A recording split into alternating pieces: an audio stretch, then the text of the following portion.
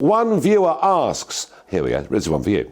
Following Jamie Oliver's recent protest, do we really have an obesity problem? And if so, is more government intervention really the answer?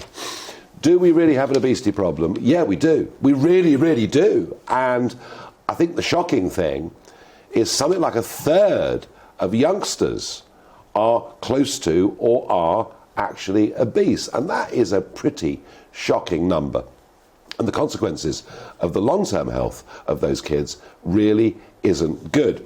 The second part of your question, is government intervention really the answer? Well, I'm not sure governments intervening in anything is ever really the answer, but I think what governments can do is help to educate. Maybe a bit of a sore subject. We just discussed it a moment ago. But you know what? I'm very open about my weight and how I was. My parents loved me. They showed me love through feeding us. If we were sad, we ate. If we were happy, we ate. If family came over, we ate. You came round to the house, Nigel, what do you want to eat? You'd never leave on an empty stomach. Now, obviously, so I think the idea, you know, government, yeah, okay, government may be able to help, but the education needs to start at home.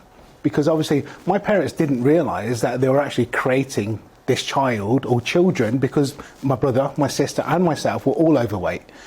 Because they fed us with, you know, they didn't only feed us with love, they fed us with food. And we need to educate the families and the parents, because obviously at 5, 6, 7 years old, I wasn't going and getting the food myself. I was being fed the food.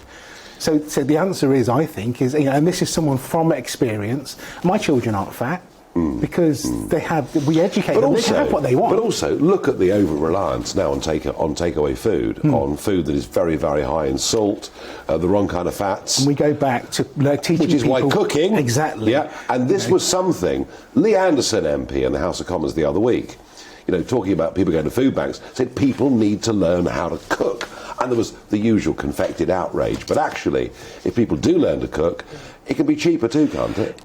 Yeah, 100%, and healthier. You know, I can cook a fried rice, which is pretty much fat-free. Yeah, we can cook a chow mein that's going to be, you know, fat-free and sugar-free. Yeah, you just need to.